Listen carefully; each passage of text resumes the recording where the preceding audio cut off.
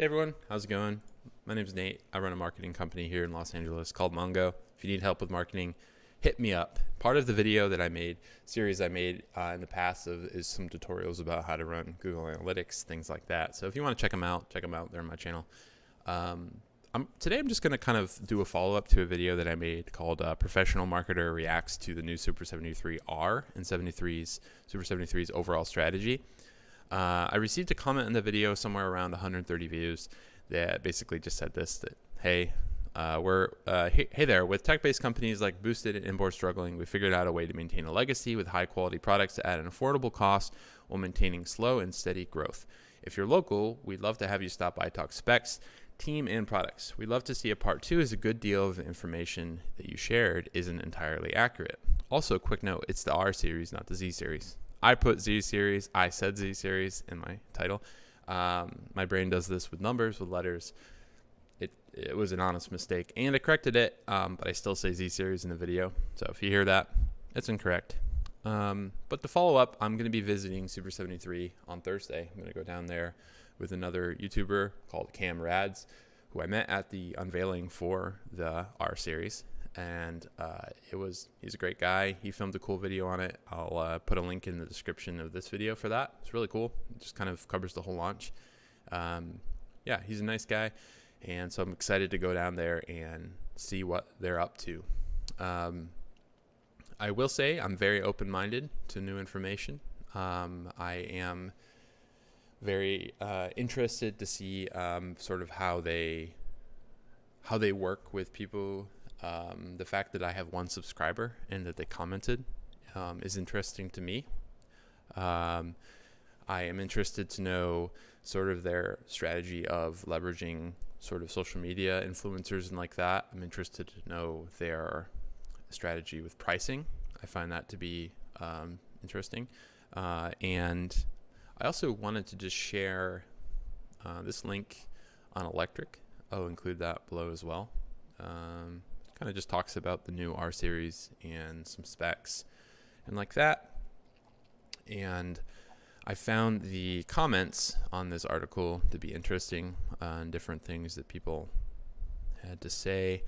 I might do a follow-up video just kind of talking about, this really doesn't deal with marketing, but I'd like to talk more about, like, there's this new space that's being created. A lot of these bikes have capabilities to do close to 30 miles an hour, if not over. I know the Unlimited Plus mode, I think it's called, on the Super 73 says 28 Plus. Unlimited mode, I should say. 28 Plus. So this probably will get up to 35 or so, I'm guessing. Over 30. These bikes ship as like Class 2 e-bikes, depending on where you're at. And then there's the ability to unlock them. I mean, all of the bikes that are out there, you can see this with. You can see it with the Suron. You can see it with the new bike that Cake is shipping. They're going to make one that's under 30 just so it can be like moped status. But like all of these bikes are like Class 2 and like that. And then they've got this unlocked mode, which at every presentation, Super 73 included, and all the details from any brand, they say it's not for highway or road use, but you know that everyone is going to use that mode. You're not going to have a bike that can do, you're not going to buy a bike that can go that fast and not use that mode. I mean, it just doesn't make sense. Why would you buy it? Just buy something slower that can only peak at that and save money, right? So you know that that's the case. So I think we're in this real gray area right now of legislation and like that. And I think once the legislators catch up, which they're already doing in Europe, I know like Germany has really strict e-bike laws and like that, and they'll just take your bike if you are trying to like get by the rules and stuff. So it's kind of right at your own risk. I know New York City has been more aggressive with like laws about scooters and like that. I think the bike side of things is easy because you can kind of get by if it has pedals. But I think at some point, I mean, when you have a bike that weighs 80 pounds and they're like, go ahead and try and pedal that, show me how it's a bike. I think at some point people are going to wake up and there's going to be really strict laws that are put into place. And I do wonder what companies like this, how they'll do to respond, because right now they just slap pedals on it. Even the Suron, if you look at the Suron from Lunicycle, they're distributing it in the US, and I think Segway has bought rights to it as well. But I know with Suron, like sold through Luna, you can buy like a pedal kit, and that bike weighs well over 100 pounds. It's still very light for like a motorcycle grade vehicle, but you can buy a pedal kit for a bike that can do, like, with slight modification, 50, 60 miles an hour. That's crazy.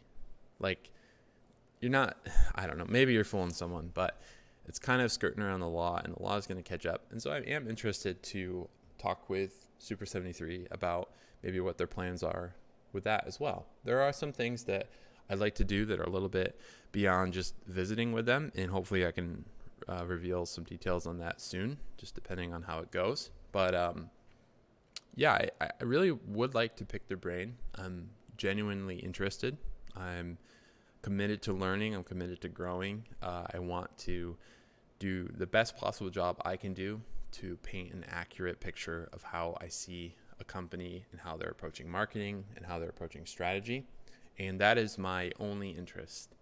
I've worked in marketing. I've worked in advertising. I was a graphic designer. I do all this stuff. I've been in this industry for a little while now, and I started my own company based on kind of a reaction to, I don't think that marketing has to be, you don't have to treat customers, you don't have to treat prospective buyers like idiots. You should enable them. You should have transparency. You should just be out front with your specs, with your shortcomings, with your goals, so that they can rally behind you and support you, and you create much more engaged audience than if you follow the traditional path of marketing, which is basically, let's just assume people are stupid and that we can be one step ahead of them and convince them that with shiny new things and people talking fast that that is something that they want to buy in. My whole thing with Super73, and I'll say it right now, prior to going down and talking with them, is I think that they're a great brand. I think what they're bringing to the market is awesome. I'm so happy with the electrification of transportation. However, I do believe that there are some things and some methods and like that they use, which I will get into maybe in a future video, just depending on information that I learn while I'm there, that it's not sustainable. It's not a sustainable marketing practice. It doesn't build good faith with people who are customers. I see this trend, and this isn't just to Super73, but I see this trend of companies sort of reacting against anything that's not just high praise and feeling like you have to like say something rather than just listening to the customer and giving them what they want. People react to it if you're not like a bandwagoner. And like I said, it's not just Super73. I do think Super73 has listened to its customers. The fact that they added suspension, that's great. The fact that I just learned yesterday that they added the ability to mount the battery on their new bike in any of 3 different positions, one on top and then 2 positions within the frame. And the fact that you can have even 2 batteries if you wanted, that's awesome. That's stuff people have been saying for a long time. And I mean, like this article says, you can get 40 miles on a charge going around 20 miles an hour. If you had 2 batteries, I mean, this becomes a legitimate option for transportation. And, you know, I know a lot of people's objections with Super73 is the price. I know a lot of people's objections are maybe potential like build quality compared to what you can get for the price with other e-bike brands. But I see them as like almost a separate company within the market. And I've talked to people about this in the past, and I think that this is why I'm interested in them from a marketing standpoint. Is if you look at companies like Electric E-Bikes, I think they're based out of Arizona. They're selling a bike that'll do 28 for like $900. It's a crazy good deal. Do I think it's as good of quality as Super73? No, I don't. And I think that Super73, especially right now, and I'll learn more about this, but I think their batteries are stepping it up. I think the motor, 2000 watt peak, is stepping it up. Like, there's a lot about it to like. I am just interested in their marketing strategy, and I'm interested in sort of seeing what that is without any veil pulled over it, so that, companies can learn from it. So maybe they can learn from some suggestions that I would have as someone who's worked with, managing millions and tens of millions of dollars in advertising spend. I would like to think I'd have some experience in some things that I could suggest that would work, and some things that maybe they should not do as much. But we'll see how that is. I'm very open to the experience and looking forward to getting to know more about their brand. And I'm excited to pass that on and add that value to YouTube in the community here that's looking for sound marketing advice and brands that maybe just want to see, like, what's a couple things that we can do to make our brand a little bit more about this brand, because we respect them, we respect the community they've built, and there's no denying that Super73 has built a very strong community.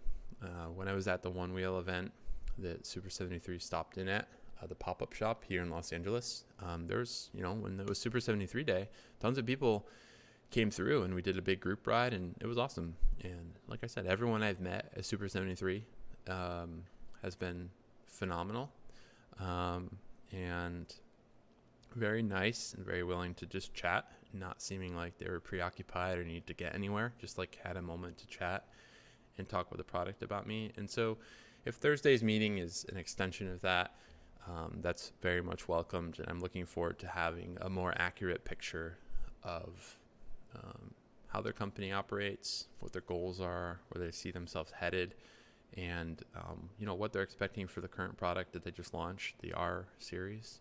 And yeah, I'll keep you guys posted on that. And so that's an exciting development. Looking forward to going down to view their facility. Thanks so much for listening to me rant about this in way of a follow-up video, and I hope that you'll stay tuned so that we can break down a more accurate view of how Super73 is handling marketing, and you can take away some lessons for your brand, and help yourself connect with whoever your ideal audience is online. I'm Nate with Mongo. If you guys need anything, feel free to leave a comment. If you need any advice about marketing, advertising, want to chat with me, feel free to leave a comment below. If you want to email me, you can email hello@mongo.digital. Feel free to check out our site. It's mongo.digital, and our Instagram is also mongo.digital. Hope you guys have a great day. Thanks for tuning in.